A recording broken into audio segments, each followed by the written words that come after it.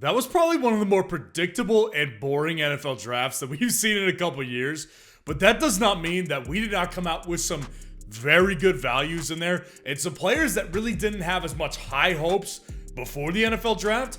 I think that there's some of those guys that have some very high hopes due to great landing spots, great draft capital that maybe some of us didn't expect. So we're going through those guys today, and of course, this is a new channel exclusively for Dynasty, so please go down there and drop a like on this video and subscribe to the channel to show your support if you get value from this video today. So the first guy that I want to talk about here is someone that I really didn't, I was kind of on a roller coaster with before the NFL draft happened, and I had heard word that Xavier Worthy could go to the Chiefs, but until it actually happened, I was actually kind of lower on him. Here I am again, to back up with Xavier Worthy, and there's just not a more perfect landing spot that you could have dreamed up for me for a player exactly like Xavier Worthy. So Xavier Worthy is someone that I've done film breakdowns on Patreon. I've evaluated him in several videos. I like Xavier Worthy to a certain point. Xavier Worthy's film breakdown, he ended up getting a B+ for me. And the reason why is because what he does very well. Like, he's an unbelievable deep threat, obviously with that top tier level speed that hasn't been done before at the NFL Combine. And he's also able to run routes over the middle, but it's not exactly his forte. The problem that I had with him is that he seemed to get the yips sometimes whenever there's a defender about to hit him over the middle, and that's when he would drop balls. And obviously this dude is small. This dude's not even 170 pounds, so that's the ultimate problem here. Now, I've discussed this on several videos this offseason, both on this channel and on the main channel, Football Fanalysts Network, that you see right behind me with the light. I've done several videos discussing why wide receivers of his size, it's a new trend we're going to start to see because the guy who opened the door up was Tank Dell. Now, Xavier Worthy's size doesn't really worry me too much, but before the draft, I was saying that the only really team fit that I'd be super excited for is the Kansas City Chiefs. Now, we could say that with every other prospect in this entire draft class. How much more that their draft stocks would have went up by being drafted by the Chiefs, pass catchers in particular. Xavier Worthy is perfect in the Chiefs offense, though. This is going to be their best deep threat since Tyreek Hill. Now, he is not going to be the Tyreek Hill, right? Like, Tyreek Hill is a Hall of Fame bound player and can do everything for an offense. He's one of the best players in the entire league, let alone in fantasy football. Xavier Worthy has that level of speed and that ability to pull the defense over the top, not like they've seen since Tyreek Hill. They've tried it with Marquez Valdes-Scantling. It didn't work. They tried to get Sky Moore to do some of that. Didn't work for him either. Justin Watson wasn't working. Xavier Worthy has not only the speed that none of those guys possessed, but he actually does have good, reliable hands on those deep balls as well. So Xavier Worthy, to me, is right back in the first round of Dynasty rookie drafts. And right before the NFL draft actually happened, Xavier Worthy was a first rounder, someone that I was saying was overvalued. Now at this point, I'm actually on board with taking him at the 108, at the 109, possibly even the 107 or the 106, depending on what particular format that you're in. Now, the next guy that I want to talk about here is someone that I had already liked before the NFL draft process, and now I love him. Like, I will be taking him in every Dynasty league that I could get my hands on. And right now, Sleeper hasn't updated their ADP, so we don't exactly know where these guys are going to go a week from today. But I'll tell you this right now. Ladd McConkey to the Los Angeles Chargers was easily one of my favorite fits of the entire NFL draft. Ladd McConkey is someone that I've done extensive film breakdown on Patreon. And if you're still unsure about Ladd McConkey and how you feel about him, go check out on my Patreon the film breakdown I did. You can see that link in the comments below.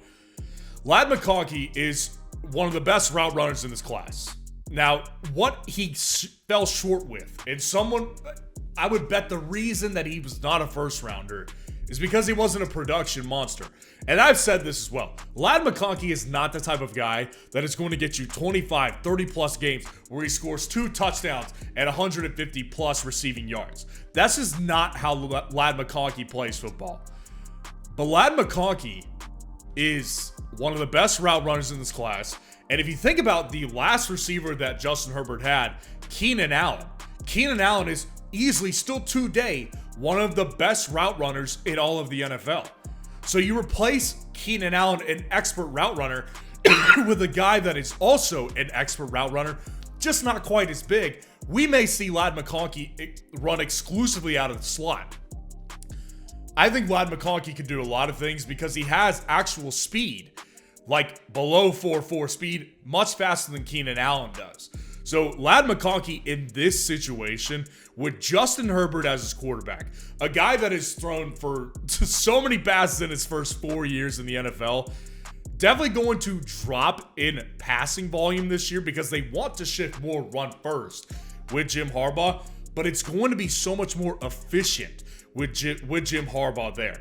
So Justin Herbert is not going to take a step back in his production that he offers. He's going to be more efficient, probably just less frequent. So Lad McConkey in this situation, I'm easily going to take this guy back of the first, early second round. If he's there for me, I am taking Lad McConkey all day long.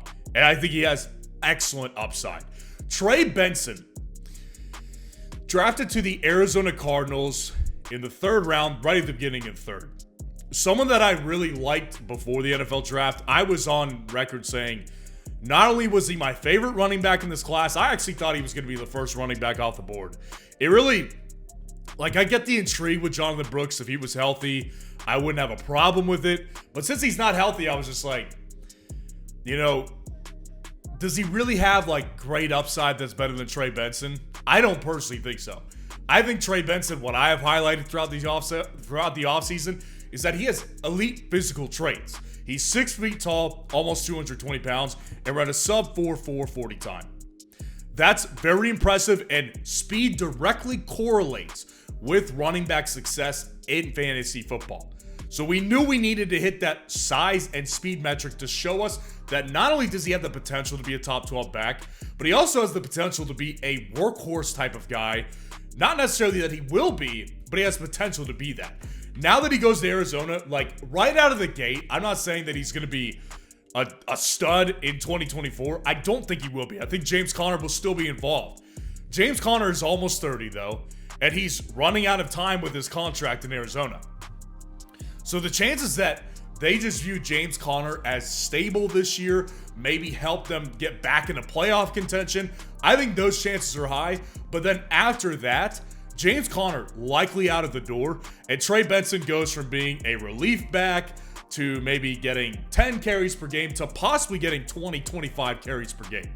Trey Benson has that physical ability. I don't love his production profile coming out of college. What I do love is that Arizona uses James Conner well in a zone running scheme. We're going to see that with Trey Benson. Trey Benson has immediate elite upside in Dynasty now because he's got the physical traits and he's got a clear path to starting very, very soon within the first year or two of his career. Now, Keon Coleman is the next guy I'm going to talk about of the Buffalo Bills.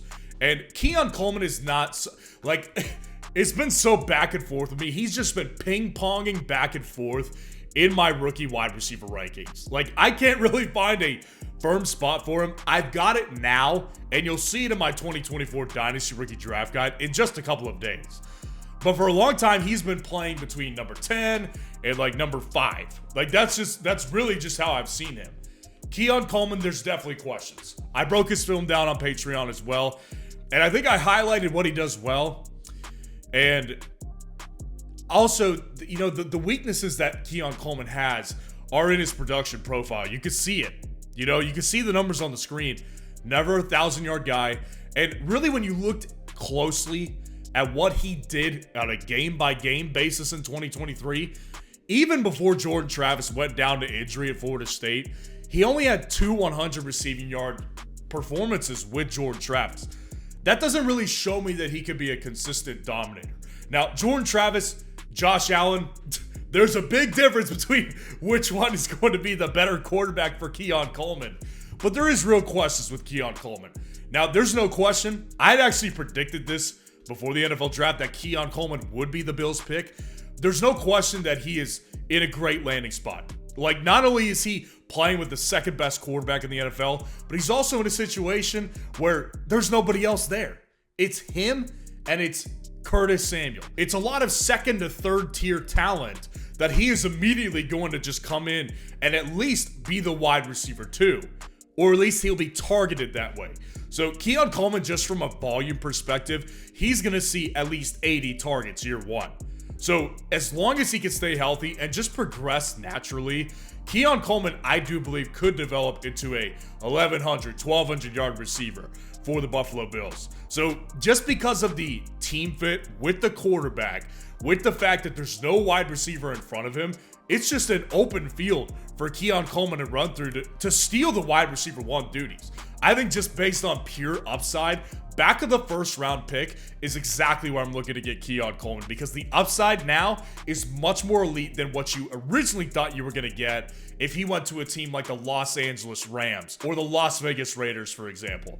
Now, the last guy on this list right here, he had been kind of rising throughout the offseason, so it's really no surprise that he has upside, but I think his upside really has been unlocked to a new level with the Minnesota Vikings now, because JJ McCarthy is walking into my favorite landing spot for any quarterback in this class. Now, I liked Caleb Williams with Chicago, especially now that they have Rome Odunze. I think Caleb Williams still has the most upside by far in this Dynasty rookie class, but JJ McCarthy is right up there, right behind Jaden Daniels for me now. And it was originally Drake May. I hate Drake May's landing spot to New England. I love this landing spot for JJ McCarthy. JJ McCarthy comes into a situation where, yes, of course, he's going to start year one, but this is an accurate quarterback, right? Over 70% completion percentage in 2023. Very efficient at 22 touchdowns and 4 interceptions in 2023. Coming from a winning culture, going to another relatively winning culture with elite weapons. Not only there, Justin Jefferson, who still needs to sign his contract. I hope that's the next order for business for the Minnesota Vikings. You've also got the best, in my opinion, if not the best, one of the top 5 wide receiver twos in the game with Jordan Addison now. So even if Justin Jefferson leaves, Jordan Addison stepping into a wide receiver 1 role, I think he'll handle that perfectly. Eventually, he'll get TJ Hawkinson back from injury as well. Running back Aaron Jones, don't love him in fantasy this year, but there is no question that he will take pressure off him in the passing game at the very least. Still a relatively strong offensive line as well, specifically for pass blocking. I think you're looking at a very good situation for JJ McCarthy right out of the gate. This guy's accurate. He plays for a pass-first coach now with Kevin O'Connell, former quarterback, by the way, so you know he's going to do everything he can to develop JJ McCarthy into the best player he could possibly be. I think just based on upside now, absolutely a first-round pick in 1 quarterback leagues, and in 2 quarterback leagues, JJ McCarthy in a super flex. Honestly, I would go, this is the order I would go. I would go Caleb Williams, I would go Jaden Daniels, and I would go JJ McCarthy right after Marvin Harrison Jr. So let me know what your favorite picks were in the NFL draft and what questions you have about these particular guys right here.